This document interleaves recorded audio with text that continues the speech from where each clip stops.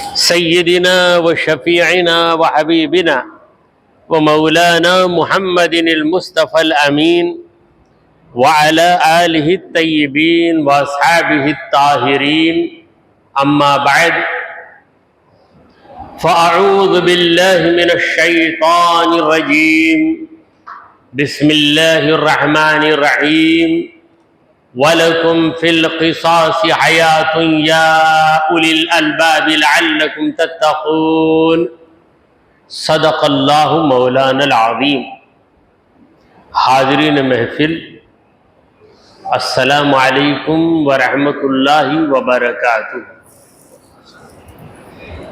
اللہ رب العزت جل وعلا کا ہم پر بے پناہ کرم ہے کہ اس نے ہمیں آقائے نامدار احمد مختار مدنی تاجدار دونوں جہاں کے سردار حضرت محمد مصطفیٰ رسول خدا صلی اللہ تعالی علیہ وآلہ وسلم کی بابرکت امت میں پیدا فرمایا.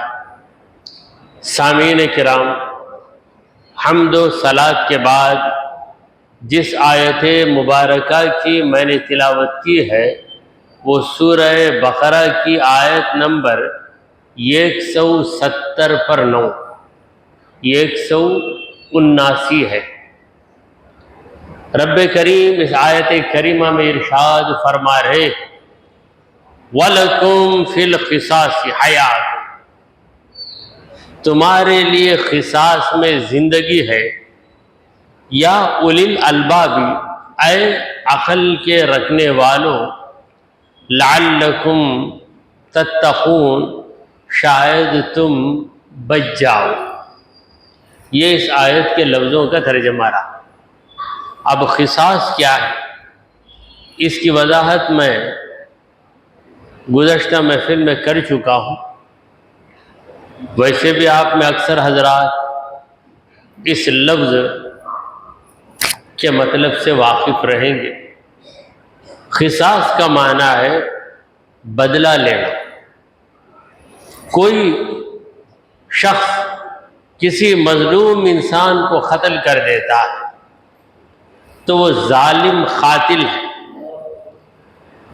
جو قتل ہو جاتا ہے اسے کہتے ہیں مقتول.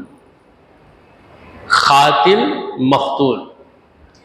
مقتول تو بدلہ نہیں لے سکتا کیونکہ وہ تو قتل ہو چکا ہے. اب کون بدلہ لے گا؟ اس کا وارث بدلہ لے گا. تو پہلا وارث کون ہے مقتول کا؟ اس کا بیٹا.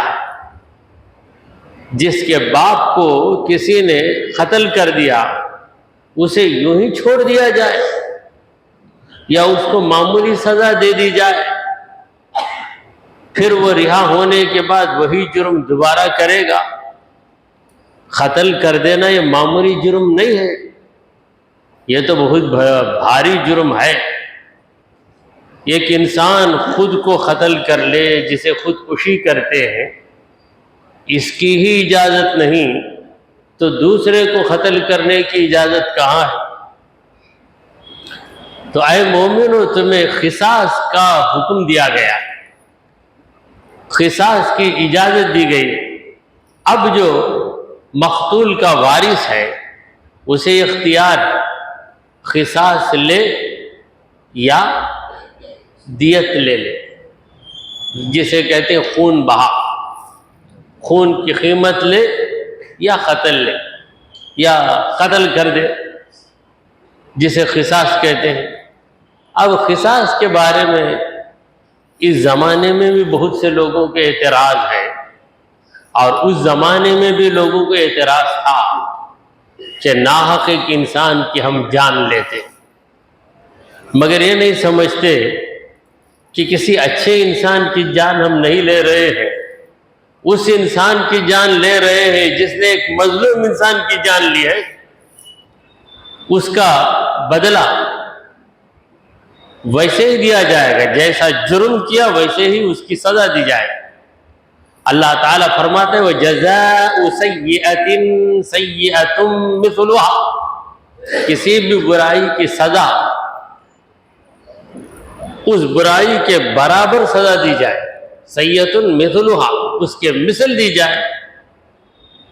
تو قصاص اگر تم قائم رکھو گے تو اس میں اے مومنو تمہیں زندگی ہے۔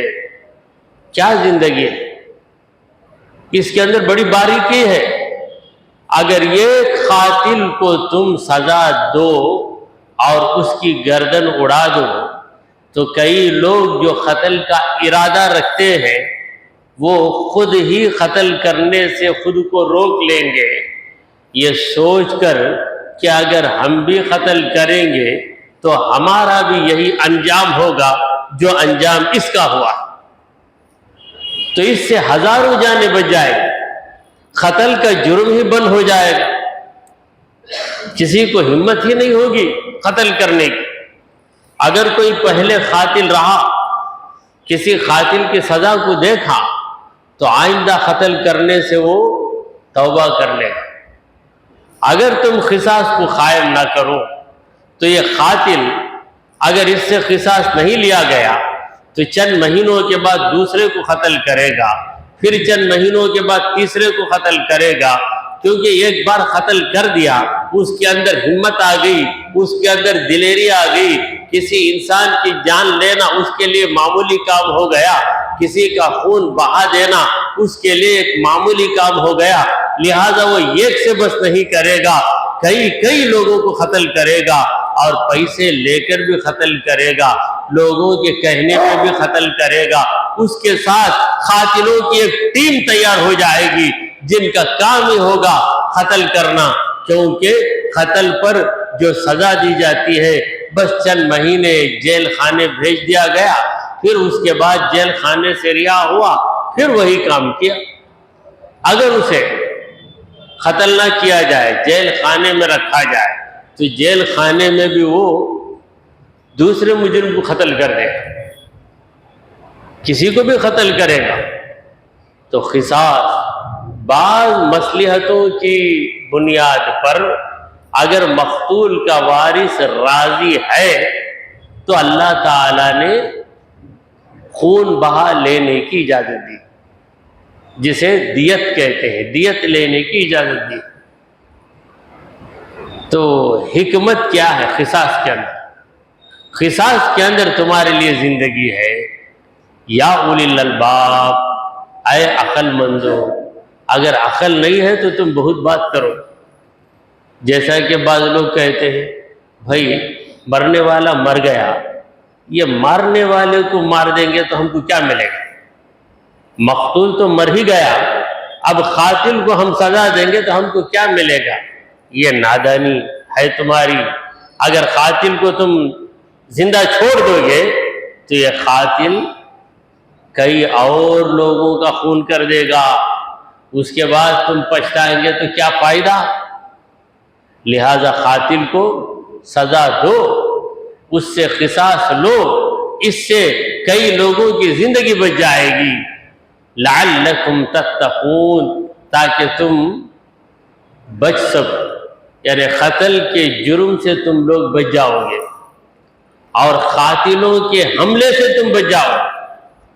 یہ قاتل کو قتل کر دیا گیا تو دوسرے قاتل اپنی جگہ خاموش ہو جاتے، کیونکہ ان کے دلوں میں ایک ہیبت بیٹھ جائے۔ آیت ختم ہوئی، اب دوسری آیت شروع ہو رہی ہے، مضمون بھی دوسرا ہے۔ یہاں تک تو قتل کرنے والے قاتل کو کیا سزا دی جائے اس کا ذکر ہوا، اس سے بدلہ لیا جائے گا۔ کیسے لیا جائے گا؟ جب یہ قاتل ہے تو مقتول کا بیٹا اسے قتل کرے گا اور اس کی اجازت سے، اس کے حکم سے، قاضی کی موجودگی میں جلاد اسے قتل کر دے، کیونکہ قتل کرنا ہر ایک کو نہیں آتا۔ اگر مقتول کے بیٹے کے ہاتھ میں تلوار دی جائے اور کہا جائے قتل کر تو اس کے ہاتھ میں راشا طاری ہو جائے، عادت نہیں ہے، وہ شکایت کرے کہ اس نے میرے باپ کو قتل کیا ہے، بلا وجہ قتل کیا ہے۔ تو جو قاضی ہے، جو حاکم ہے، جو امیر ہے، وہ سارے معاملے کی چھان بین کرے گا۔ جب یہ بات پائے ثبوت کو پہنچ جائے گی کہ واقعی یہ قاتل ہے تو ایک دن طے ہوگا، اور اس دن جلاد کو، جلاد کا معنی کیا ہے؟ قتل کرنا ہے اس کا کام، جلاد۔ کسی سے ہم ناراض ہو جاتے ہیں تو کہتے ہیں کیا جلاد ہے نا تو، یعنی تیرے دل میں رحم نہیں ہے، یہ اس کا مطلب ہوتا ہے۔ حالانکہ جلاد بھی رحم دل ہوتا ہے، مگر وہاں اپنا فرض نبھانا ہے، فرض نبھانا ہے۔ دیکھیے بکرا ایک ذبح کرنے والا ہوتا ہے، دوسرا ذبح کرنے سے ڈرتا ہے۔ اب ہم یہ نہیں کہہ سکتے کہ جو ذبح کرتا ہے اس کے دل میں رحم نہیں ہے، رحم تو ہے، مگر اللہ کا حکم ہے ذبح کرو اس لیے ذبح کر رہا ہے۔ تو جلاد بھی اس کی ڈیوٹی ہے، اس کا فرض ہے، وہ ادا کرنے کے لیے وہ کیا کر دیتا ہے؟ سر قلم کر دیتا ہے، گردن اڑا دیتا ہے۔ تو یہ مضمون ختم ہوا۔ اب دوسرا مضمون، کتب علیکم اذا حضر احدکم الموت، تم پر یہ بات فرض کر دی گئی جب تم میں سے کسی کے پاس موت آ جائے، ان ترک خیرا، اگر اس نے کوئی مال چھوڑا ہے، خیر چھوڑی ہے، الوصیۃ، کہ وہ وصیت کرے، للوالدین والاقربین بالمعروف، ماں باپ کے لیے، رشتہ داروں کے لیے بھلائی کے ساتھ، حقا علی المتقین، یہ حق ہے متقی بندوں پر۔ تو اس آیت میں جو مضمون ہے اسے سمجھنے کے لیے عربوں کی حالت کو جاننا چاہیے، یعنی عرب لوگوں کی پرانی حالت۔ اسلام کے پہلے عرب لوگوں کے اندر سوائے جہالت کی کوئی چیز نہیں تھی، حیوانیت کے سوا کوئی چیز نہیں تھی۔ ان عربوں کو انسانیت سکھانے والے تو ہمارے نبی کریم صلی اللہ علیہ وسلم ہیں۔ ایسی تعلیم دی انسانیت کی کہ ان عربوں نے پوری دنیا کو انسانیت کی تعلیم دی۔ خود نہ تھے جو راہ پر اوروں کے ہادی بن گئے، کیا نظر تھی جس نے مردے کو مسیحا کر دیا۔ تو ان لوگوں کے چال تھی کہ مرنے سے پہلے وہ کہتے کہ میرا یہ گھر اس آدمی کو دے دیا جائے، میرا یہ باغ اس آدمی کو دے دیا جائے، ایسے آدمی کو دیتے جس کا ان سے کوئی تعلق ہی نہیں۔ اب وصیت کر دیا، پھر مر گیا، ماں باپ پریشان ہے، ماں باپ کو کچھ نہیں ملا، رشتہ داروں کو کچھ نہیں ملا، اور ان لوگوں کا یہ خیال تھا کہ یہی سخاوت ہے، اسی کا نام سخاوت ہے۔ اپنی بیوی کو بھوکی رکھ کر اجنبی آدمی کی بیوی کا پیٹ بھر آئے جا، کہتے ہیں نہیں میں جو ہے بڑی سخاوت کرتا ہوں، بھوکوں کو کھلاتا ہوں۔ تو یہ بری عادت تھی اہل عرب کے پاس کہ جو مالدار آدمی مرنے والا ہوتا، موت کے آثار جب اس پر طاری ہوتے تو وصیت لکھواتا کہ فلاں آدمی کو دے دو، اس آدمی کا اس سے کوئی تعلق ہی نہیں، بس ایک شانداری کے لیے۔ دیکھو میں غیروں میں اپنے پیسوں کو تقسیم کرتا ہوں، ماں باپ کو کچھ نہیں، جبکہ ماں باپ اس کی پرورش کرتے ہیں، کمزور ہو چکے ہیں، مگر ماں باپ کو کچھ نہیں دیتا۔ دعویٰ یہ کرتا کہ ماں باپ کو دے دوں تو گویا میں نے دہی کو اپنوں میں تقسیم کر لیا، میں بڑا آدمی ہوں، میرا دل بڑا ہے، باہر والوں کو دیتا ہوں۔ تو اللہ تعالیٰ نے ان کی اس بری عادت کو روکنا چاہا، اور روکنے کے لیے پروردگار عالم نے یہ طریقہ اختیار کیا کہ دھیرے دھیرے اللہ تعالیٰ روکتا۔ یہ جو آیت آئی یہ اسلام کے ابتدائی دور کی، پھر اس کے بعد اللہ تعالیٰ نے وراثت کے احکام نازل کر کے بتا دیا کہ ماں باپ کا کیا حق ہے، بیٹے کا کتنا ہے، بیٹی کا کتنا ہے، اور بھائی بہن ان لوگوں کو کتنا ملے گا، شوہر کا کتنا حق ہے اگر بیوی گزر گئی، اسی طرح اگر شوہر گزر گیا تو بیوی کا کیا حق ہے۔ اور دوسری بری خصلت ان لوگوں کے اندر، اہل عرب اس دور کے نہیں اس زمانے کے، سرکار دو عالم صلی اللہ علیہ وسلم کی پیدائش کے پہلے کے عرب، ایک عادت یہ تھی کہ جب کسی کا انتقال ہو جائے تو اس کی جائیداد بیوی اور بچوں کو ملتی، اگر وصیت نہیں کیا، اکثر تو وصیت کر کے مر جاتے، اس وصیت کی وجہ سے نہ بیوی کو ملتا، نہ بچوں کو ملتا، نہ ماں باپ کو ملتا۔ اگر وصیت کے بغیر اچانک مر گیا تو صرف بیوی کو دیتے، بچوں کو دیتے، ماں باپ کو کچھ بھی نہیں دیتے تھے۔ آج بھی یہ نادانی موجود ہے، ہمارے پاس لوگ مسائل پوچھنے آتے ہیں، آ کر بولتے ایک صاحب کا انتقال ہو گیا، ان کے 2 بیٹے ہیں، 3 بیٹیاں ہیں، اچھا بیوی ہے کیا؟ ہے بیوی، اب کتنا ملے؟ پھر ہم پوچھتے ہیں ماں باپ ہے کیا؟ ہے ماں باپ، ان کا نام تم وارثوں میں کیوں نہیں لکھے؟ ماں باپ کو بھی ملتا کیا؟ آج جو جہالت موجود ہے، بیٹا انتقال کر جائے، اگر وہ کئی کروڑ پراپرٹی چھوڑا ہے تو اس کی بیوی کو اس کے بچوں کو دینے کا تو خیال لوگوں کو آتا ہے، اگر اس کے ماں باپ پہلے ہی انتقال کر چکے ہیں تو بات الگ ہے۔ اگر ماں باپ زندہ، کسی کا انتقال ہو رہا ہے 50 سال کی عمر میں، 75 سال کا باپ اس کا زندہ ہے تو باپ کو ضرور بضرور اس کی جائیداد میں حصہ مل کر ہی رہے گا۔ کتنا ملے گا؟ اگر اس کی اولاد ہے تو 6واں حصہ ملے گا، 1/6، 6واں حصہ۔ 6 حصے کریں گے تو 1 حصہ باپ کو جائے گا۔ تو یہ سب مسائل، ماں کو بھی ملے گا، ماں کو بھی 6واں حصہ ملے گا۔ اگر اولاد نہیں ہے تب ماں کو 1/3 حصہ ملے گا، باقی باپ کو چلا جائے گا۔ اگر اس کی بیوی ہے تو بیوی کو بھی ملے گا۔ تو یہ مسائل بعد میں نازل ہوئی، وراثت کے احکام بعد میں نازل ہوئی۔ قرآن مجید میں بہت سی آیتیں ایسی ہیں کہ ان آیتوں سے جو حکم ہمیں ملتا ہے وہ حکم منسوخ ہو چکا ہے۔ اب اس آیت میں جو حکم دیا جا رہا ہے یہ حکم اب منسوخ ہو گیا۔ اب اس میں کیا کہا گیا؟ اللہ تعالیٰ کہہ رہا ہے کہ اگر تمہیں موت آئے، یعنی موت کے آثار نمایاں ہو گئے، اب تمہیں یقین ہونے لگا کہ ابھی تم چند دنوں میں دنیا سے چلے جاؤ گے، یا تم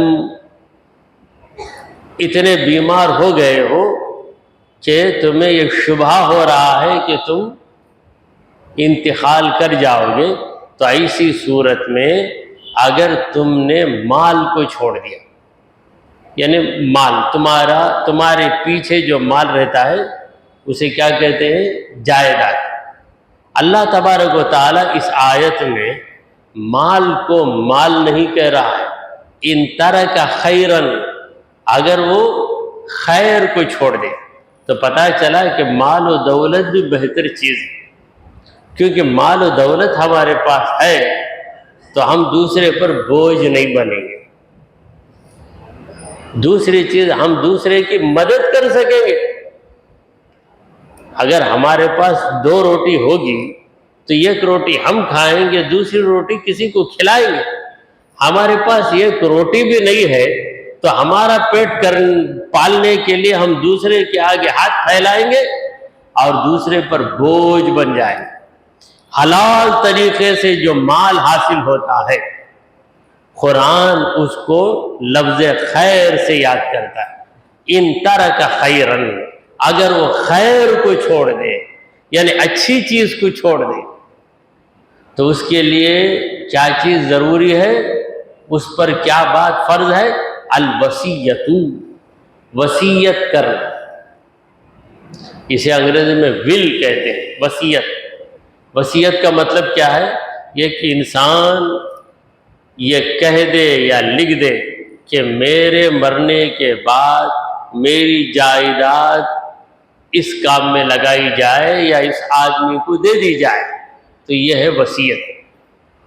تو وصیت کرے مرنے والا للوالدین، ماں باپ کو وصیت کرے کہ میرے پاس 25 لاکھ ہیں تو میرے ابا کو 5 لاکھ دے دو، میری امی کو 5 لاکھ دے دو، باقی چچا کو اتنا دے دو، بھائی کو اتنا دے دو، وصیت کر دے۔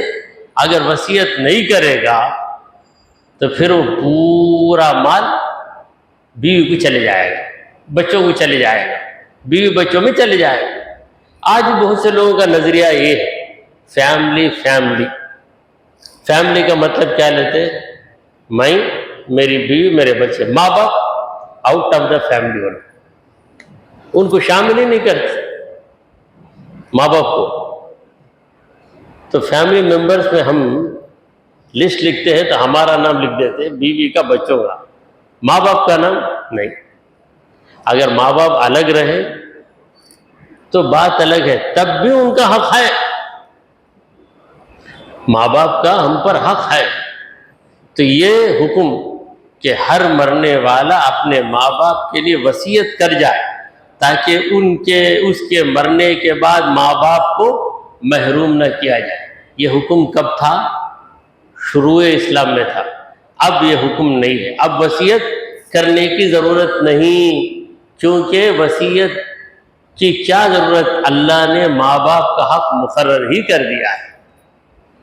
اگر مرحوم کو اولاد ہے تو ماں باپ میں سے ہر ایک کو چھٹا حصہ ملے گا، یعنی جائیداد کے 6 کروڑ ہیں، 6 کروڑ میں 1 کروڑ باپ کو، 1 کروڑ ماں کو، باقی جو 4 کروڑ رہیں گے وہی بچوں میں تقسیم ہوگا۔ 1 کروڑ دیا اللہ کیا، دادا کو ہمیں پوترا پوچھے گا۔ باپ گزر گیا، باپ کی عمر ہے 60 سال، دادا کی عمر ہے 80 سال، بیٹے کی عمر ہے 40 سال۔ اب 6 کروڑ ہے پراپرٹی، تو باپ کو کتنا جائے گا؟ 1/6 سے 1 کروڑ چل جائے گا۔ دادی بھی زندہ ہے اس کی، یعنی مرحوم کی ماں، اسے 1 کروڑ چلے گا۔ یہ بڈھے کو 1 کروڑ، بڈھی کو 1 کروڑ دینا سیکھا؟ ارے بڈھا بڈھی نہیں تو تیرا بابا کہاں آتا دنیا میں؟ تیرا باپ آتا؟ پھر وہ مرحوم کا باپ 1 کروڑ اس کا حصہ مل جائے تو وہ اپنی مرضی سے اپنے پوتوں کو دینا چاہے تو دے سکتا ہے۔ ارے میرے پوتے ہیں، اللہ نے تو مجھے دے دیا، 1 کروڑ رکھ کر میں کروں کیا؟ چلو بیٹا تم اس میں سے 50 لاکھ لے لو، تم 50 لاکھ لے لو، بس میں تمہارے گھر میں رہتا ہوں، تم لوگ میری دیکھ بھال کرتے ہو، بس ہے۔ وہ دینا چاہے تو دے دے، یہ اس کی مرضی ہے۔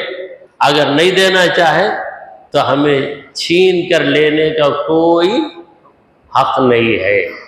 تو مرحوم کے ماں باپ کو بھی حصہ ملتا ہے۔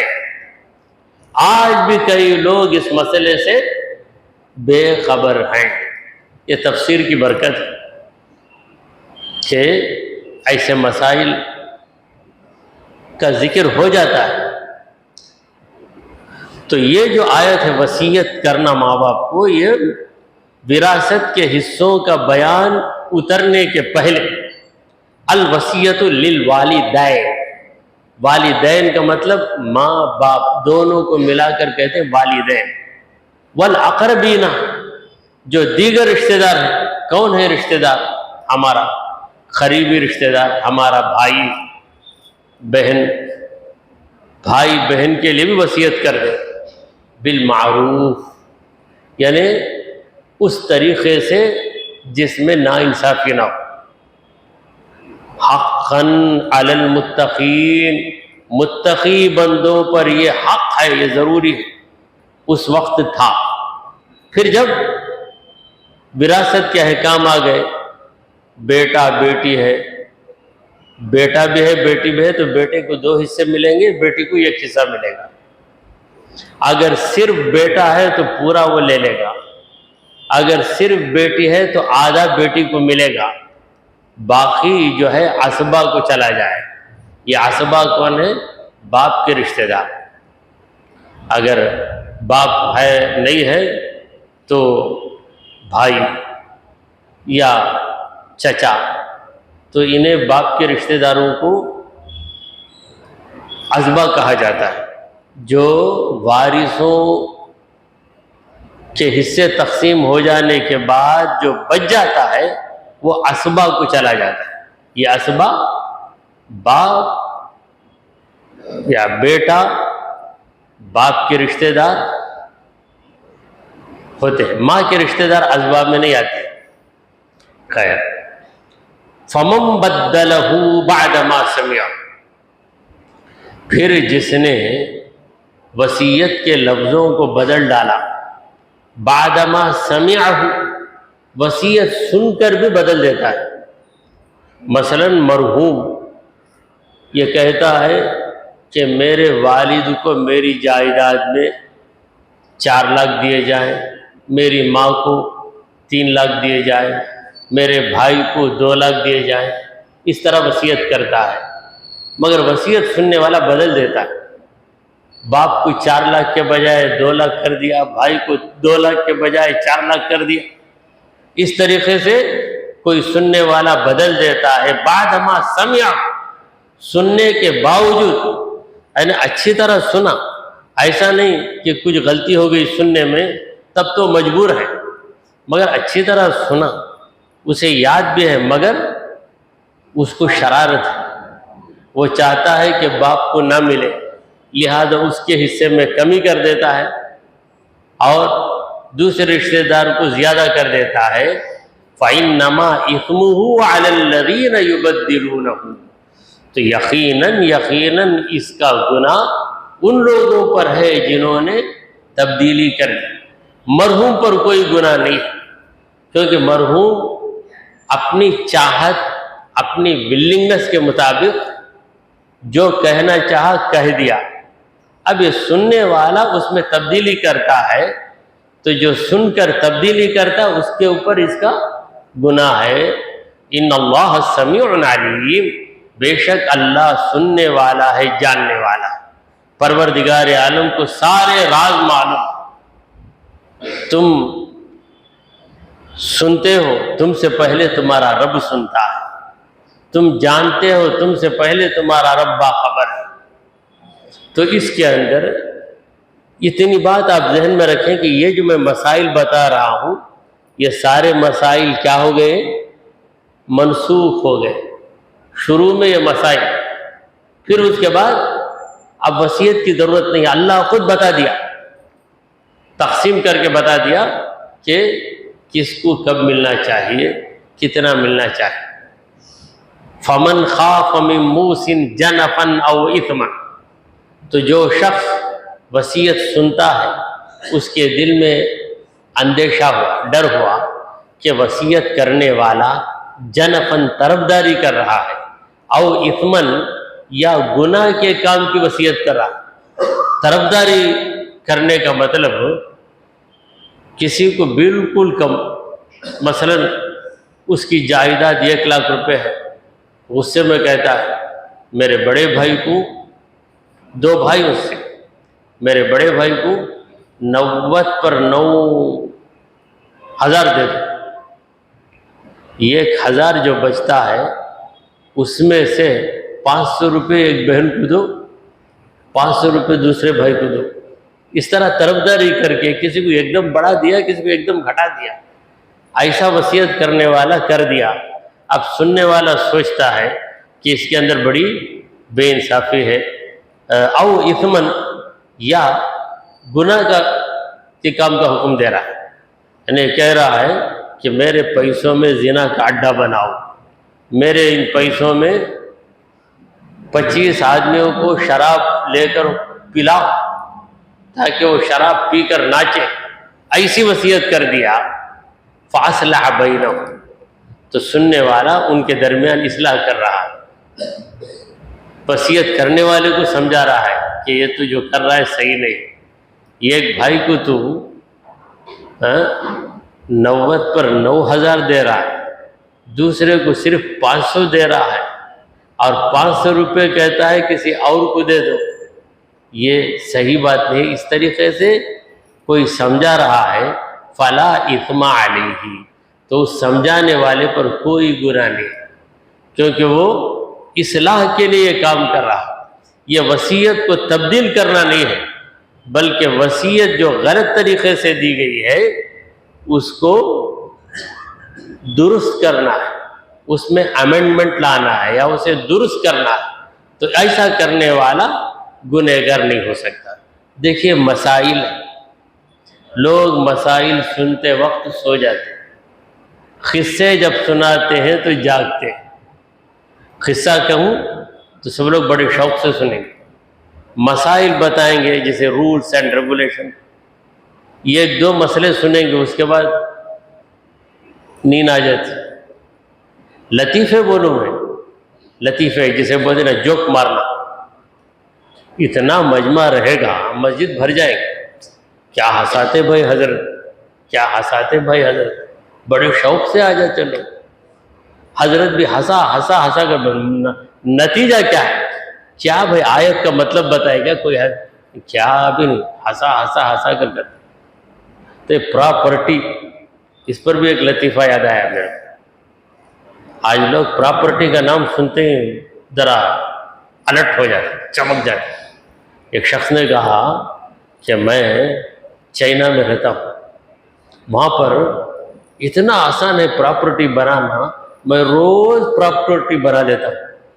تو سننے والے کو بڑا شوق ہو گیا, کیسا بھی بناتے, وہ آئیڈیا کرے تو تمہیں انڈیا میں بھی پراپرٹی بنا سکتے. بولے اچھا انڈیا میں بھی پراپرٹی بنا سکتے, کیسا ہو آئیڈیا بھائی؟ کیا دیکھو, صبح اٹھ کر دودھ کی پیکٹ اٹھا کر ذرا دودھ ڈالو, چائے کی پتی ڈال لو, شکر ڈال لو, گرم کرو, کرنے کے بعد اسے کپ پہ ڈالو, تو یہ ٹی معمولی ٹی نہیں ہے, پراپر ٹی بن گئی, برابر ٹی بن گئی, پراپر ٹی.